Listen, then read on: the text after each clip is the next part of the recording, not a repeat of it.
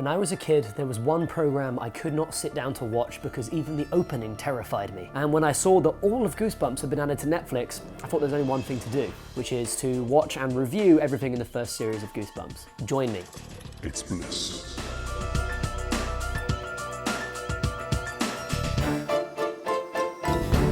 The very first episode is an adaptation of The Haunted Mask, one of the most iconic books in the series, and it's introduced by none less than R.L. Stine himself.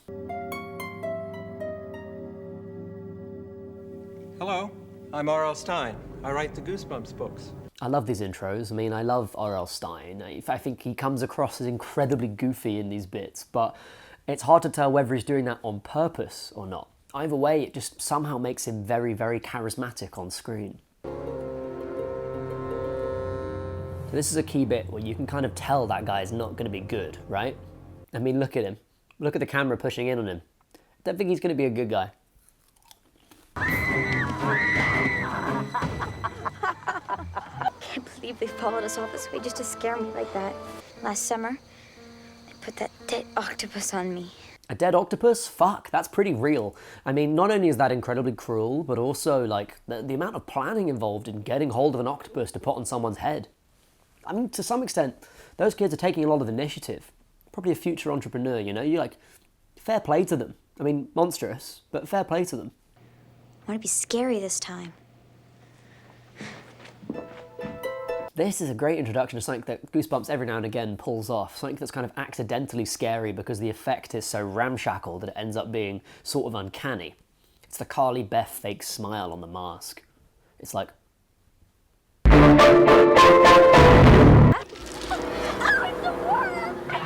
Now you see, putting worms in someone's sandwich is pretty gross and definitely a health hazard, but then again, these are the kind of guys who would put a dead octopus in someone's head, so arguably she's getting off lightly here. Okay, so Carly Beth is buying some masks here. Let's see what they have to offer. They've got all the classics. They've got werewolf with glasses. They've got grumpy beard lizard. Classic. No. That living mask shot is really cool, but I don't think it's actually as creepy as they think it is. I mean, some of them look pretty sweet. You know, I'd take some of those masks home to meet my mum. Apologize! Well, I promise you wish you never met her. Sorry, Carly Beth. I'm sorry. Sorry again. Help me.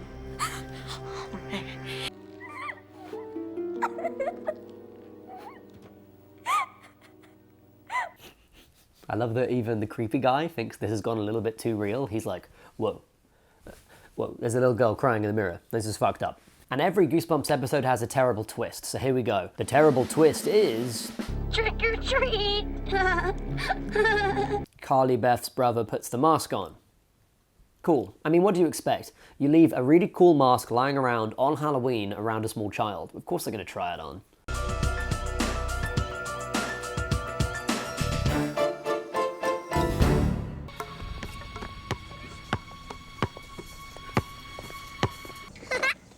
What a credge. I told you he was a credge. That's jerk spelled backwards, you credge. It's kind of apt, actually, to start the episode with that, because really this episode is full of credges.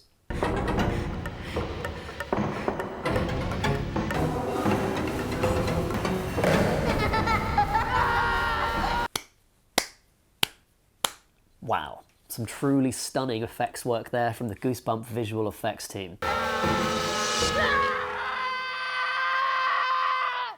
That's called acting, kids, with a capital A. Can't be 6.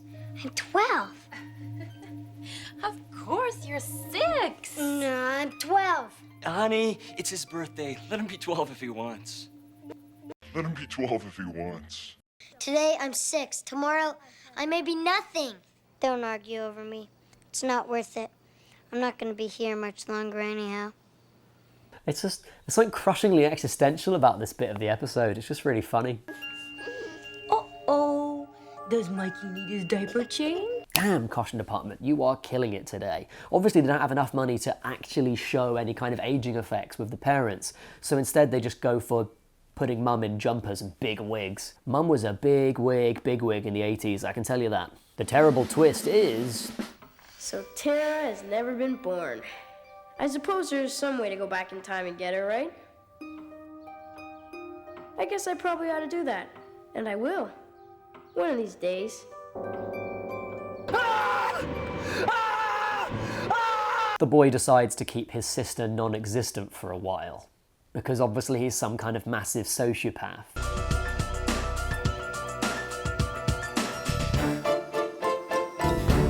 I love to scare my little brother Randy. I tell him scary stories about monsters until he just begs me to stop. Right, so this begins with a kid being horrible, as is standard for Goosebumps. You're lying! Okay, so it's also got a kid being a terrible actor, which is also standard for Goosebumps.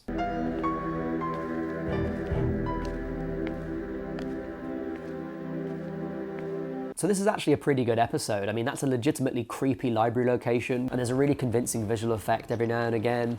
But mostly I'm just really impressed with the casting for the guy who plays the main monster. I mean, look at the guy. Good evening, Lucy. May I come in for a minute? Goosebumps really revolves around the actors being able to sell the terrible effects, and in this case, the guy nails it. They'll be home any minute. I mean, they're in the bathroom.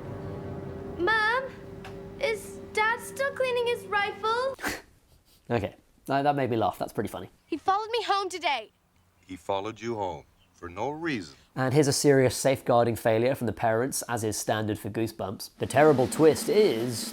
You can never, ever let anyone know that we are monsters. her parents are also monsters, just of a different kind.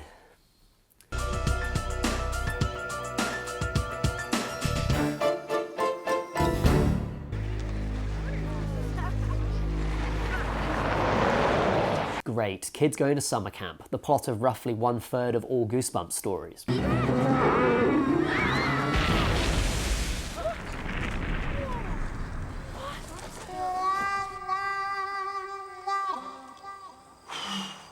I think this is probably the most high-octane opening of any Goosebumps episode. I mean, you've got like an explosion, a gun, and like a werewolf-type creature in the first minute, 2 minutes, 3 minutes, 5 minutes. What's that, Uncle Al?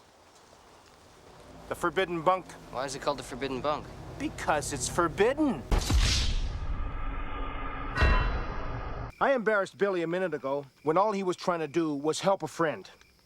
Now, looking out for each other is what Camp Night Moon is all about. That is the first time I've ever seen an adult be responsible in Goosebumps. Well, there's a first time for everything, I guess. So the guys go to the forbidden bunk and then one of them gets eaten by Saber or something, and then they try and stay up and ward off Saber.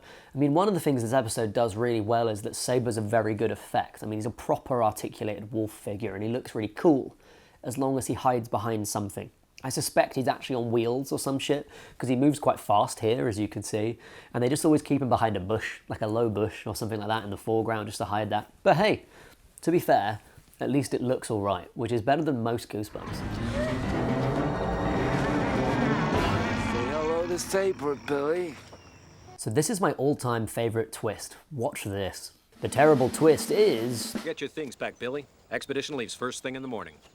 Where are we going? Very far away. A place called Earth. That's right. They're not on Earth. They're on a training camp getting ready to go to Earth as part of an expedition force. What planet are they on? Which planet could possibly support life in our solar system? Who knows? Who dares to dream? This is the masterpiece of shit twists. Now, the scariest thing here is the abuse of power by some jumped-up teenagers who happen to be in charge. I mean, really, when you boil down to it, this could just be the plot of a drama if there wasn't the twist, if there wasn't the giant wolf. It's kind of horrifying enough as it is. I mean, I know that's not what's supposed to be scary, but actually as a subtext, and especially as an adult viewer, I feel like it works pretty fucking well.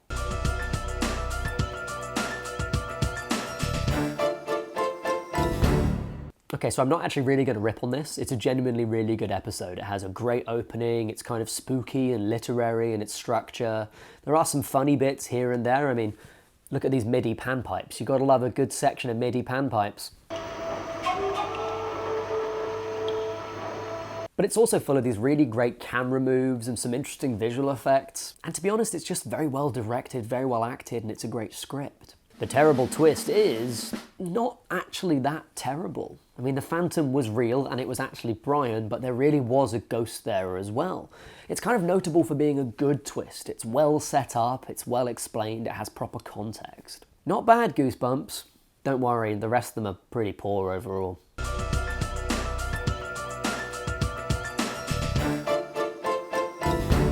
Okay, so we open with a kid moving house, as is standard for Goosebumps. Thank you.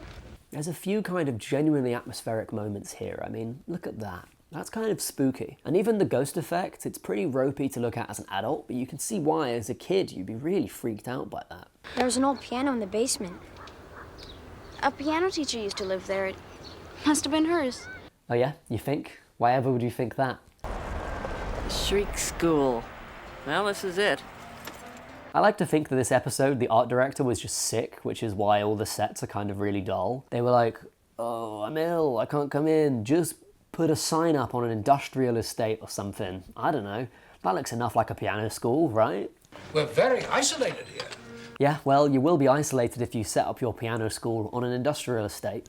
So, kind of walked into that one there, Dr. Shriek. Marvelous hands. Simply marvelous. And Dr. Shriek has told me about you, too. He says you have excellent hands. Wow, news travels fast in piano school. The terrible twist is Dr. Shriek is a robot. That's right. Robots and ghosts. Robots who steal hands and then turn people into ghosts. By that I mean murder them. And I love that the revelation that Dr. Shriek is a robot, the kid just takes it really fucking well. Like he's just like... Yeah, thanks for stopping. I guess the moral of the story is like, practice piano. Make of that what you will.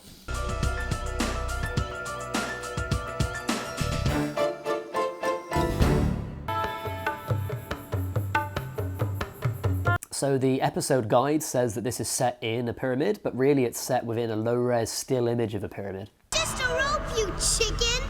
This is a new low for Negligent Guardians in this series.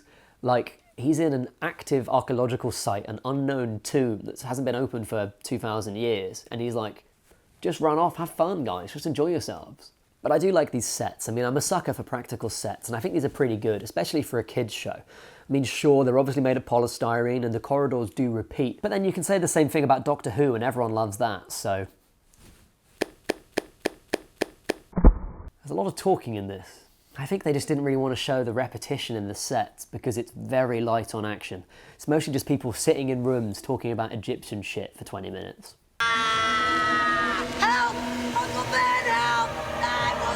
The adults seem weirdly unperturbed by it, which I really like, but then again, Ben is the kind of guy who would just bring two children into an active archaeological site with unknown dangers, so, you know, I mean, in the scale of things, a hand in a wall isn't something to be scared of. The kids decide to break open a sarcophagus that's been closed for thousands of years while they're on, and I can't stress it enough, an active archaeological site. They might break something that is literally priceless, which has no replacement on Earth. It's a new level of dickish for Goosebumps, kids. So 16 minutes in, we've finally got a monster, and it's terrible. I don't really find mummies scary anyway. I mean, they're slow walking, they're easily locked into the place that they've been locked into for 2,000 or so years, but like... this is just poor. The terrible twist is, the summoner comes back home with Gabe. Okay, I'm not exactly gagging for Return of the Mummy 2. Like, Return of the Mummy, but... okay, if it's going to happen, it's going to happen.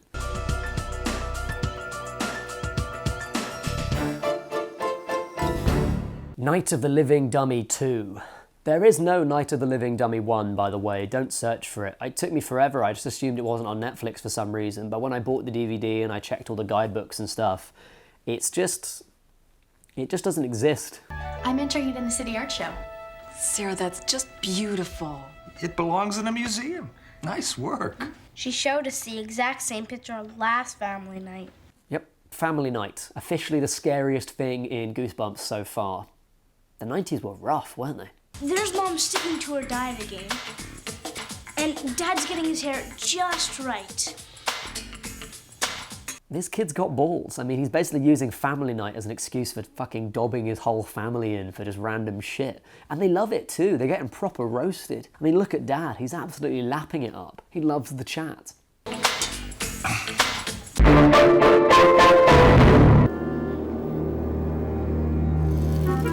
That's an eyebrow scare there. One of the rarer scares. If you're happy and you know it, clap your hands. I mean, family night is the worst. No wonder they hate family night. No, I can't stop him. Help me get him off. Easy on the switch. This is a scene in a children's TV show where a little girl is desperately trying to pull her hand out of the butt of a sentient creature Make of that what you will. That's enough. Up to bed and take the dummy with you. I love how not being allowed to participate in family night is somehow considered to be a punishment. The episode's a little bit scarier than usual, but it does overuse two things quite massively. It has a track in on Slappy's face that they constantly reuse, and they also massively overuse Dutch angles in the finale. The terrible twist is Slappy survives. Okay, maybe we'll have Night of the Living Dummy 2 for real this time.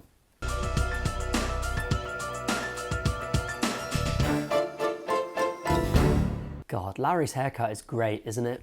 I mean, it's mesmerizing. Just watch it flop up and down. The 1990s. What a time to be alive. Here you can see that one of the dogs just runs away, just breaks off from the pack and legs it. I mean, that dog is the real hero. He knows he's in a Goosebumps episode and he wants to get out of it as quickly as possible. Branch breaks, falls on tripod, tripod wobbles. Oh fuck it, don't worry about it, we don't need another take. That's realism. We practice in the garage of an empty house. It seems like there's a lot of empty houses in our neighborhood lately. The Duncans used to live here. They moved out so fast they didn't even bother to shut off the electricity. This is kind of sweet. I like Larry's shitty band. It reminds me of when I was a kid and I was in a band and we thought all we needed was instruments and cool clothes. I probably wasn't Larry, I was probably the kid in the weird tie-dye t-shirt just jamming away on the keyboard like...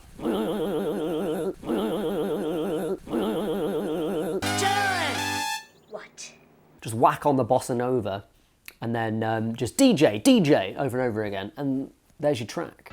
Hey, check this out. Instant tan. Gives you an instant tan. Look at that instant tan label. Wow, that is a crime against typography. You know, for an episode entirely about getting hair in unexpected places, you would have thought they'd put some more effort into the makeup effects here. It's clearly just fake fur glued onto his skin. Why are like all of Larry's lines dubbed? Can a guy get some privacy? Why is that? He has this incredible skill of being able to speak out of time with his own face. Correct me if I'm wrong, but that's just a pubic hair, right? On a corn on the cob. Whoa! Cornworms. Deadly. I love Larry's reaction there. I mean, I'd probably be slightly less awkward about it, but, you know, he tries to stop the guy from eating a pube. Fair enough. Now this seems familiar. This is probably the only example of, like, metafiction in Goosebumps. Anyway, Mr. and Mrs. Boyd came here to be part of Dr. Merkin's project. The music's a wee bit loud there, and it's just sort of, ooh. He learned how to turn dogs into humans? The terrible twist is... the cat has turned into a baby. Goosebumps, guys. What other context would that sentence possibly make sense in? So I'm gonna have a little bit of a break here. I wanna kind of look my best for the rest of the review. So I've got myself a little bit of like instant tan lotion here. Gonna give it a quick rub on my face and see what happens. Surely this expired instant tan lotion I found in a stranger's garage will do exactly what I want it to do. It can't possibly have any unexpected effects. Wow, I'm gonna look like a real rock star when this is done. Oh my god, I've had some unexpected hair growth. You know, I spent like essentially 2 months growing this beard, and not just for this joke, but like basically this is a joke that took 2 months, and now I'm doing it, like actually in the execution. It's not that funny.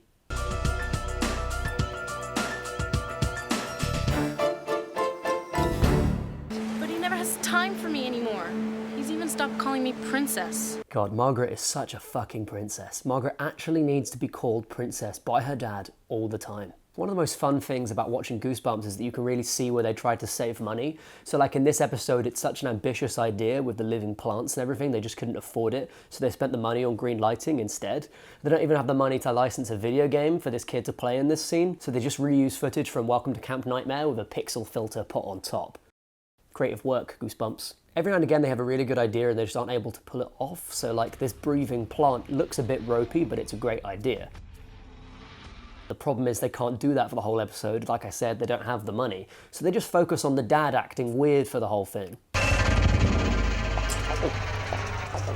Is this weird? My dad does this all the time. Dad. So most of this two-parter revolves around the kids trying to work out whether their dad is or isn't a plant creature. And to be honest with you, there's a lot of evidence that he is. We miss you. I will. Bye. Yeah, great work, plant dad. Me am normal human dad. Me am not plant copy of dad, not at all. Another fun thing about this episode is that Casey does not react to what Margaret says at all for the whole thing. Dad cut his arm, and this green stuff was oozing out of it. You're nuts. And he was talking to himself, and he had leaves growing out of his head.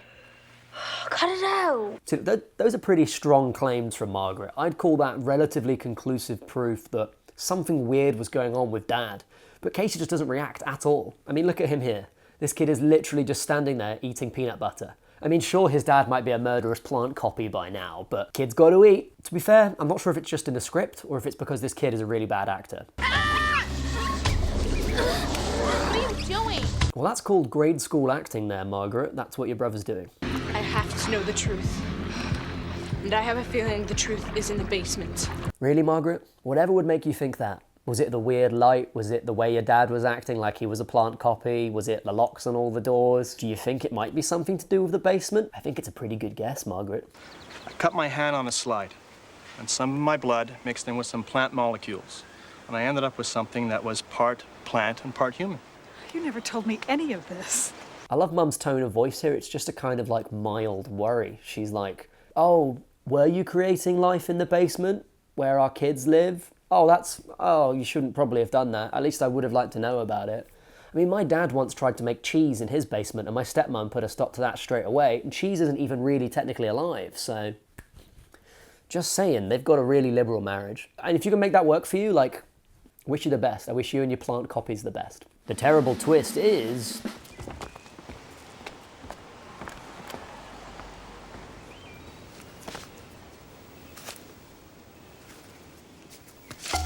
Margaret. Margaret, help me. Please help me. I'm your father. I'm your real father. Oh, I'm your father. No, I'm your father. I'm your father. Some daisies outside her house are also her dad, or copies of her dad. I mean, to be honest, it sounds kind of more like her dad trying out improv comedy voices.